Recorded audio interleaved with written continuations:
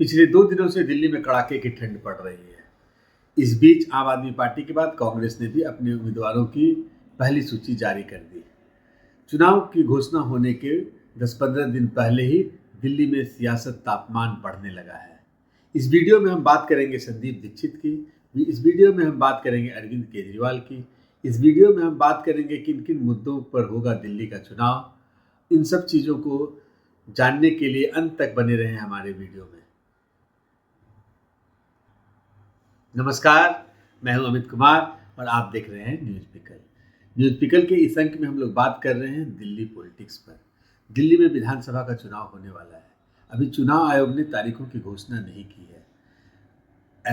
हम लोग ऐसा अंदाज़ा लगा रहे हैं कि 10-15 दिन के बाद चुनाव की घोषणा हो जाएगी। लेकिन चुनाव की घोषणा से बहुत पहले आम आदमी पार्टी ने अपने 2 उम्मीदवारों की 2 सूची जारी कर दी। पहली सूची में 11 कैंडिडेट का नाम घोषित किया और उसके बाद फिर 20 कैंडिडेट का नाम घोषित किया। लेकिन सबसे अधिक चौंकाया कांग्रेस ने भी कल अपने 20 प्रत्याशियों की सूची जारी कर दी। पिछले कई वर्षों में कई राज्यों में कांग्रेस इतनी जल्दी अपने कैंडिडेट की घोषणा पहले कभी नहीं की थी। चुनाव की तारीख की घोषणा हो जाती थी, नॉमिनेशन का डेट की भी अनाउंसमेंट हो जाता था और उससे एक आध दिन पहले, ये कभी तो कुछ घंटे पहले कांग्रेस के उम्मीदवारों का नाम हम लोगों को जानने सुनने को मिलता था। इसका मतलब है कि कांग्रेस दिल्ली की आने वाली चुनाव को अब बहुत सीरियस लड़ने जा रही है। हमें ये भी ध्यान है कि पिछला लोकसभा के चुनाव में आम आदमी पार्टी और कांग्रेस इंडी अलायंस बनाकर बीजेपी के अगेंस्ट चुनाव लड़ रहे थे। इसमें कुछ सीटों पर आम आदमी पार्टी के कैंडिडेट थे और कुछ सीटों पर कांग्रेस के कैंडिडेट थे। तो कल जब कांग्रेस के लिस्ट का जब घोषणा हो गया तब यह साफ हो गया कि दिल्ली में इंडी अलायंस टूट गया है और अब यहाँ त्रिकोणीय मुकाबला होगा। अब तक ऐसा लग रहा था कि आम आदमी पार्टी और बीजेपी का आमना सामना होगा और कांग्रेस जैसे पिछले 2 विधानसभा चुनाव में आपको ध्यान होगा कि अपना खाता भी नहीं खोल पाई थी और आम आदमी पार्टी को भारी बहुमत मिला था। लेकिन इस बार कांग्रेस के पहले 20 कैंडिडेट्स का नाम देखकर ऐसा लगता है कि कांग्रेस बहुत सीरियस चुनाव लड़ने जा रही है। सबसे जो चौंकाने वाला नाम है नई दिल्ली सीट से संदीप दीक्षित के नाम की घोषणा। संदीप दीक्षित पूर्व मुख्यमंत्री स्वर्गीय शीला दीक्षित के बेटे हैं। वो 2 बार, या मुझे ध्यान नहीं है, हो सकता है 3 बार, शायद 2 बार वो दिल्ली में सांसद भी रह चुके हैं और शीला दीक्षित दिल्ली की सबसे सफल मुख्यमंत्री में काउंट होती है। एक बहुत लंबे टेन्योर तक यहाँ मुख्यमंत्री रही और आज भी दिल्ली वाले शीला दीक्षित के काम को भुला नहीं पाए हैं। किंतु पिछले 3 चुनाव जीतने के बाद ये चौथे चुनाव में आम आदमी पार्टी फिर से चुनावी मैदान में है। इसमें 2 टर्म तो पूरा 5-5 साल का था और पहला टर्म जिसमें आम आदमी पार्टी सेकेंड लार्जेस्ट पार्टी थी, उसमें बीजेपी सबसे बड़ी पार्टी बनकर आई थी, उसमें वो पूरे 5 साल सरकार नहीं चल पाई थी। करीब 12 साल से केजरीवाल दिल्ली के मुख्यमंत्री बनकर हैं। हालांकि जेल से आने के बाद उन्होंने मुख्यमंत्री पद से इस्तीफा दे दिया और आतिशी को मुख्यमंत्री बनाया गया है और वो चुनाव के बाद, मैंडेट के बाद, जैसा उन्होंने अनाउंसमेंट किया है कि जब उनके फेवर में मैंडेट आएगा तब पुनः वो दिल्ली के मुख्यमंत्री होंगे। लेकिन जो चर्चा का विषय आज के दिन में हम लोग जिसको हाईलाइट करने जा रहे हैं वो ये है कि नई दिल्ली सीट, वहाँ 1998 से शीला दीक्षित नई दिल्ली सीट पर विधायक हुआ करती थी और उस नई दिल्ली सीट पर शीला दीक्षित को ही पहली बार अरविंद केजरीवाल ने हराकर चौंका दिया था। आज जब 3 चुनाव नई दिल्ली विधानसभा से अरविंद केजरीवाल जीत चुके हैं तो इस बार अभी तक उनके नाम का अनाउंसमेंट नहीं हुआ है। हालांकि आम आदमी पार्टी ने 31 सीटों पर नामों की घोषणा कर दी है, लेकिन अभी नई दिल्ली सीट पर कौन प्रत्याशी होगा ये घोषणा नहीं हुई है। लेकिन हम लोग मान के चल रहे हैं चूँकि 3 बार चुनाव अरविंद केजरीवाल उसी सीट से लड़े हैं तो ऐसा अनुमान है कि अरविंद केजरीवाल उसी सीट से चुनाव लड़ेंगे। लेकिन उससे पहले कांग्रेस ने अपना दांव चल दिया है।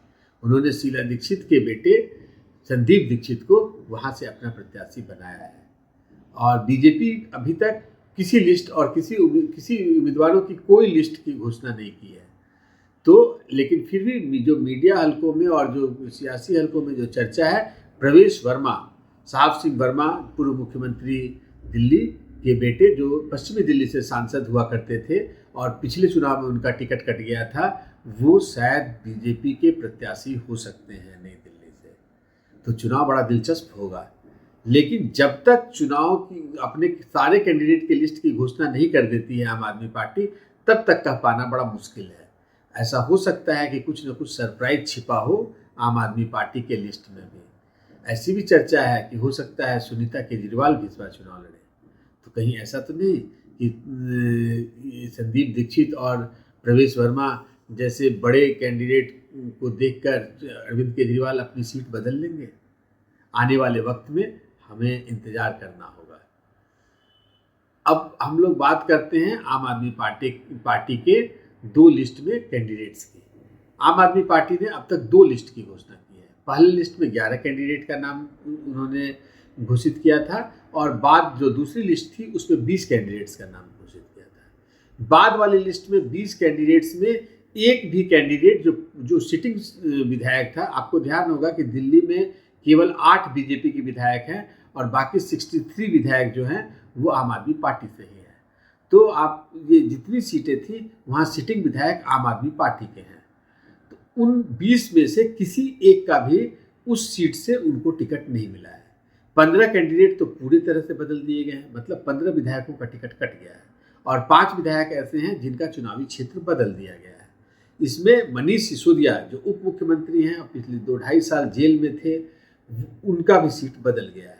अब वो पटपड़गंज की जगह जंगपुरा से चुनाव लड़ेंगे। जंगपुरा जो है आम आदमी पार्टी के लिए एक तरह से सुरक्षित सीट माना जाता है, क्योंकि आज के दिल्ली के डेमोग्राफी को देखकर अगर हम बात करें तो झुग्गी झोपड़ी, मुस्लिमों और मतलब अल्पसंख्यक आबादी, झुग्गी झोपड़ी और ऑटो वालों, ये 3 जो है स्ट्रॉन्ग वोट बैंक बेस है आम आदमी पार्टी का।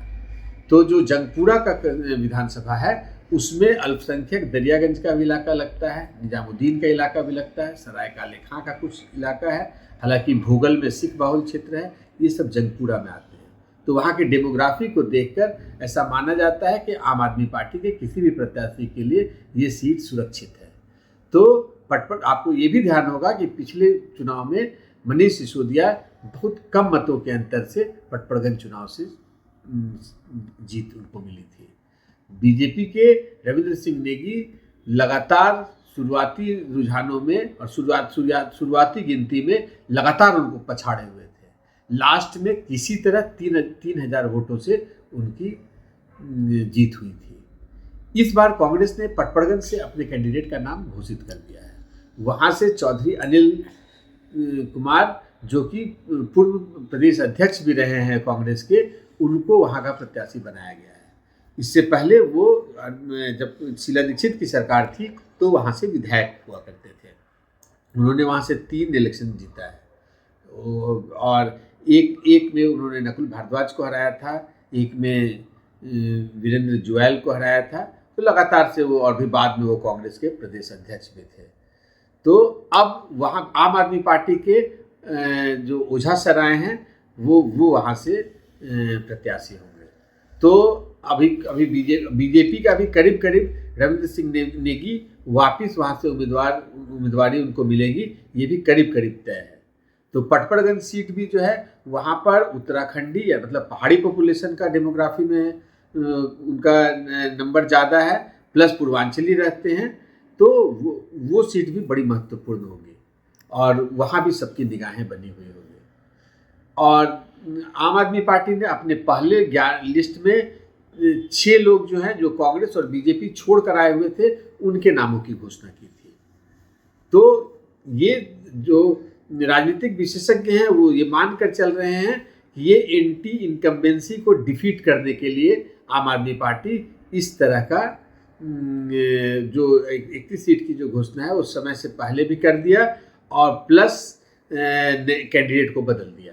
तो चूंकि पिछले 2 चुनावों में आम आदमी पार्टी चूंकि नई पार्टी थी तो उसको एंटी इनकम्बेंसी को झेलना नहीं पड़ा था। अब उस स्केल पर भी जब चुनावी परिणाम होंगे तो इसका विश्लेषण होगा।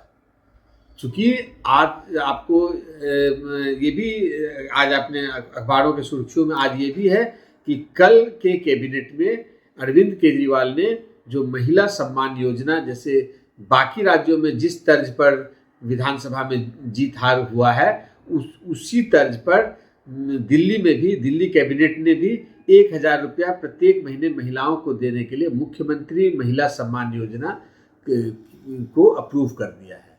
हालांकि विपक्ष और बीजेपी इसको केवल चुनाव को देखते हुए उनका ऐलान बता रहा है। विपक्ष का कहना है, बीजेपी का कहना है कि जब पंजाब में चुनाव हुआ था तो उस समय भी आम आदमी पार्टी महिलाओं को प्रत्येक महीने 1100 रुपये देने का वादा की थी।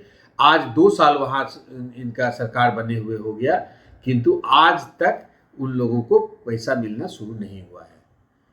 हालांकि बजट में भी अरविंद केजरीवाल ने इसकी घोषणा की थी, लेकिन अरविंद केजरीवाल ने ये दावा किया है कि बजट में इस घोषणा को करने के बाद चूंकि उनको जेल भेज दिया गया, इसीलिए ये योजना को लागू करने में देरी हुई। और अब चूंकि चुनाव का मॉडल कोड ऑफ कंडक्ट लगने वाला है, इसलिए चुनाव के बाद ही ये पैसा मिलना शुरू होगा। हालांकि उन्होंने ये भी वादा किया है कि इस 1,000 रुपये को जब दोबारा उनकी सरकार चुनकर आएगी तो 2,100 रुपया महीना दिया जाएगा। तो अब देखते हैं कि क्या महाराष्ट्र और झारखंड के जैसा दिल्ली में भी महिलाओं का समर्थन मिलेगा केजरीवाल को। क्योंकि दिल्ली में जो आप झारखंड, बिहार या यूपी की जो राजनीति है उससे थोड़ा अलग है। यहाँ कास्ट की राजनीति नहीं होती है, यहाँ कुछ वर्ग है। पूर्वांचल यहाँ की डेमोग्राफी को देखिएगा तो पूर्वांचली यहाँ बहुत हैं, फिर पहाड़ी पॉपुलेशन है जिसमें उत्तराखंड और हिमाचल के लोग काउंट किए जाते हैं, पंजाबी एक वर्ग है, वैश्य एक वर्ग है, अल्पसंख्यक एक वर्ग है। तो और इसके अलावा अगर आप अलग कैटेगरी करेंगे तो झुग्गी झोपड़ी का एक समर्थन होता है, और प्लस झुग्गी झोपड़ी के बाद एक ऑटो वाला बड़ा ग्रुप है। तो आम आदमी पार्टी अपने पहले चुनाव में, आपको ध्यान होगा कि ऑटो ड्राइवरों को बहुत ऐसा लुभाया था, उनका ऐसा समर्थन मिला था कि उसका परिणाम बाद में सब लोगों को देखने को मिला। तो इस बार भी केजरीवाल ने अपना पहला वादा जो किया है उसको मैं बोलता हूँ ऑटो पॉलिटिक्स, ऑटो ड्राइवरों की पॉलिटिक्स। उनके लिए बहुत सारी घोषणाएं की हैं, 5 घोषणाएं की हैं, लेकिन बीजेपी बिना देर किए 7 घोषणा तुरंत इमीडिएट अगले दिन बीजेपी भी ऑटो ड्राइवरों को सेंट्रल स्टेज पर रखकर कर दिया है। तो अब आने वाले समय में दिल्ली का जो चुनावी गर्मी है वो बहुत तेज होने वाला है, और अब धीरे धीरे मीडिया का फोकस भी दिल्ली की तरफ बढ़ने वाला है। हालांकि अंदर की बात है कि जो बीजेपी का जो हर पार्टी सर्वे कराती है, जो मुझे जानकारी मिली है कि बीजेपी के सर्वे में बीजेपी को ऐसा लग रहा है कि इस बार एंटी इनकम्बेंसी और बाकी जो भ्रष्टाचार का मुद्दा है, फिर केजरीवाल का शीश महल का मुद्दा है, इन सब मुद्दों को लेकर इस बार उनको ऐसा लगता है कि उनकी सियासी वापसी संभव है। और जिस हिसाब से सिटिंग विधायकों का टिकट आम आदमी पार्टी काट रही है, उससे ऐसा लगता है कि उनको भी पता है कि ये चुनाव इतना आसान नहीं होगा। आपको ध्यान होगा कि पिछले 2 चुनाव में अरविंद केजरीवाल ने सारा रिकॉर्ड तोड़ दिया था।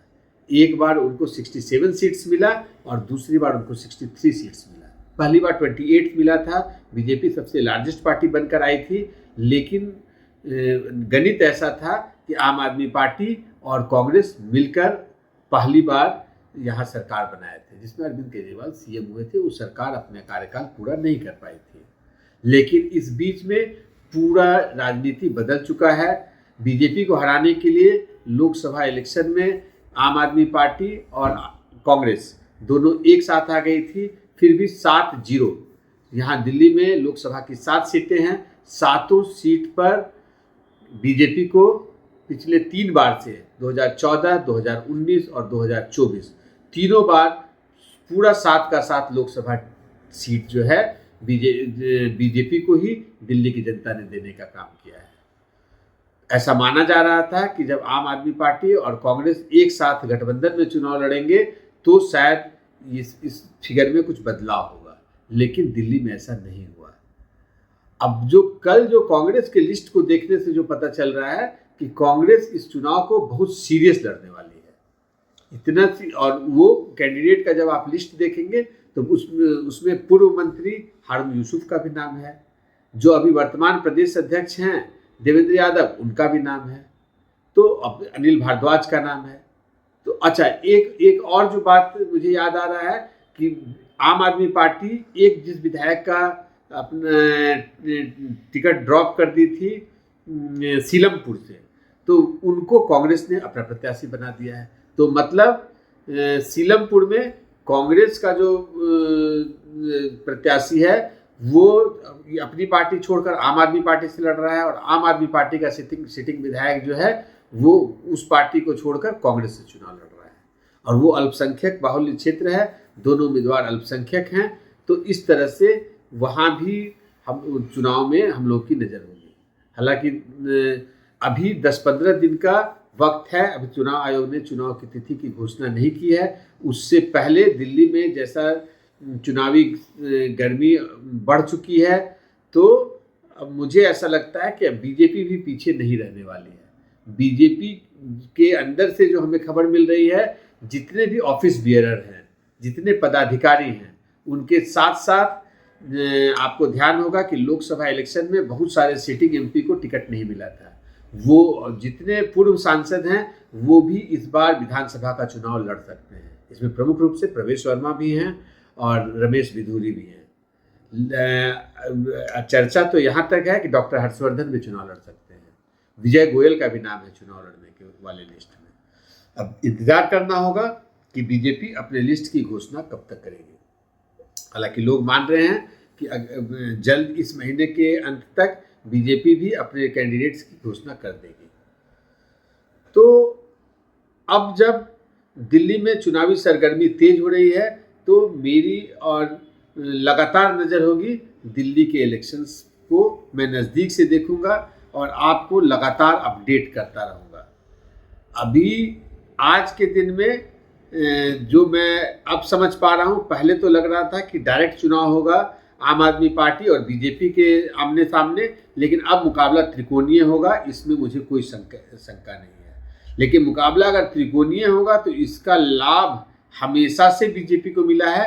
ये देखना है कि इस बार अगर मुकाबला त्रिकोणीय होता है तो क्या अरविंद केजरीवाल अपनी सत्ता बचा पाएंगे। ये उनके लिए साख का भी विषय है, और बहुत हद तक वो उनकी जो कोशिश है वो झारखंड चुनाव और दिल्ली चुनाव, झारखंड चुनाव के परिणामों को देखते हुए उसी लाइन और सिचुएशन और सब कुछ बहुत कुछ मिलता जुलता है। वहाँ भी मुख्यमंत्री जेल में थे और उनको सहानुभूति वोट मिला, यहाँ भी केजरीवाल जेल में थे, इनको भी उम्मीद है कि इनको सहानुभूति वोट मिलेगा। वहाँ भी महिला वर्ग जो है, महिला सम्मान योजना, मैया सम्मान योजना के चलते भरपूर समर्थन मिला था हेमंत सोरेन को। यहाँ भी कल इन्होंने कैबिनेट में महिला सम्मान योजना, मुख्यमंत्री महिला सम्मान योजना इन्होंने कल उसको अप्रूव कर दिया है इनका कैबिनेट। तो ये कोशिश कर रहे हैं कि झारखंड चुनाव के पैरेलल अपने चुनाव को खड़ा करें, लेकिन डेमोग्राफी अलग अलग होता है, सिचुएशन अलग अलग होता है। एक फैक्टर जो मुझे अंतर नज़र आ रहा है, वहाँ कल्पना सोरेन जो हेमंत सोरेन की पत्नी है वो बहुत बड़ी नेत्री के रूप में उभर कर आई, लेकिन यहाँ सुनीता केजरीवाल क्या उतनी असरदार होंगी ये आने वाला वक्त बताएगा। हालांकि हम लोगों की उस पर नज़र होगी। अब मैं इस वीडियो को और लंबा नहीं करूँगा, लेकिन लगातार मेरी कोशिश होगी कि दिल्ली की सियासत पर नज़दीक से नज़र बनाए रखूँ। मुझे उम्मीद है कि आपको ये वीडियो बहुत पसंद आया होगा। आप इसे ज़रूर सब्सक्राइब करें। अब मैं अगर कुछ आपको सुझाव देना हो तो कमेंट बॉक्स में अपना सुझाव भी ज़रूर दें। वीडियो को लाइक करें और इसे जितना से जितना शेयर कर सकते हैं ज़रूर शेयर करें। अगली वीडियो में फिर मिलेंगे, तब तक के लिए नमस्कार।